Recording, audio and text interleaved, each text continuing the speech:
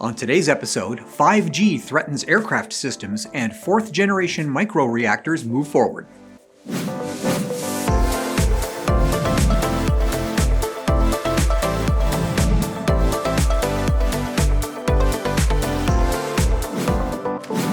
Today's episode is brought to you by Engineering.com, a globally trusted source for engineering content. Check out this and many other exclusive videos for the engineering professional found only on Engineering.com TV today. It's not very often that a new type of communications technology creates safety issues in a completely unrelated industry, but this week the U.S. Federal Aviation Administration imposed restrictions on flight operations using some types of aircraft radar altimeters that are close to 5G mobile service areas. 5G, the current state-of-the-art in wireless technology, operates in C-band radio frequencies, and commercial aircraft operators, airports, and global aviation authorities are concerned that 5G radiation may interfere with the operation of aircraft altimeters during safety-critical flight operations, especially during approach and landing in poor visibility. U.S. 5G services launched widely on January 19th, and at that time, 62% of the U.S. commercial aircraft fleet carried altimeters approved for low-visibility approaches in 5G deployment areas. The remaining will operate with restrictions on low or zero visibility landings. The FAA has published a list of airports with potential interference issues, and it includes major hubs such as New York and Chicago, to mitigate the highly disruptive effects of nationwide flight cancellations into airports where weather is a significant factor. The agency has aggregated 5G transmitter location and power level information from wireless companies and shared this data with the avionics industry. A limited workaround has been developed to use some GPS-guided approaches at some airports, and the FAA has developed a process called the Alternative Method of Compliance for airlines to test their altimeters for reliability in a noisy 5G environment.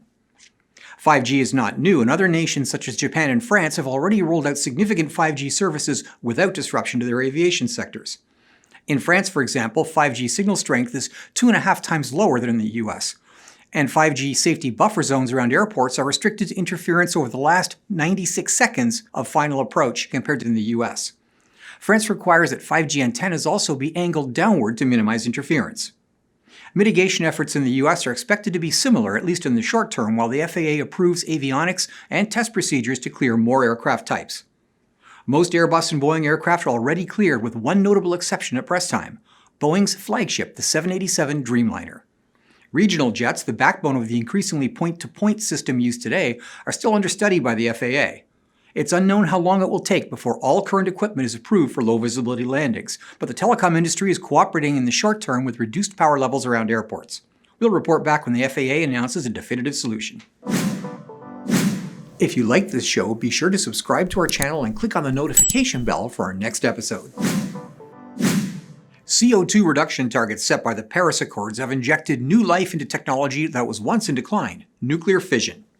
While conventional light water and pressurized heavy water reactors have been run successfully for over half a century, capital costs are very high, both through the scale of the project and the need for complex engineering to ensure safety. A new generation of small modular reactors offers hope for more favorable economics with enhanced safety, and South Korea-based Hyundai Engineering has announced a $30 million equity stake in Seattle-based Ultra-Safe Nuclear Corporation to develop and commercialize USNC's novel reactor design. UltraSafe has developed a high-temperature gas-cooled reactor using a graphite moderator and a single-pass uranium fuel cycle. The company claims coolant outlet temperatures of up to 750 C, allowing practical use for tasks other than thermal electricity generation, including process heat and hydrogen production through a thermochemical sulfur iodine cycle. The key enabling technology for the reactor design is in the fuel.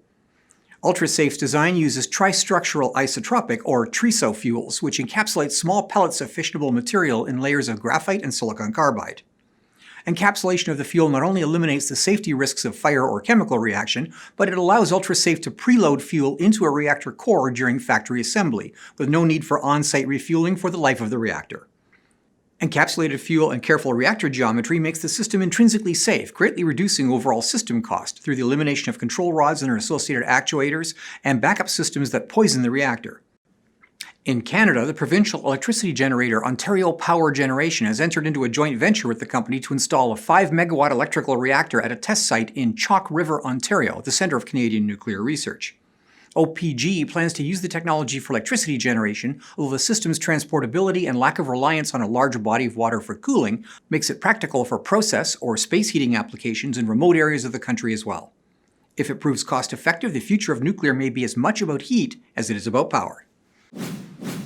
Well, that's it for today's episode of This Week in Engineering, brought to you by Engineering.com. For our deeper engineering series, visit Engineering.com TV for exclusive shows like Manufacturing the Future and Designing the Future, not found on our YouTube channel. The links are in the description below. Thanks for watching.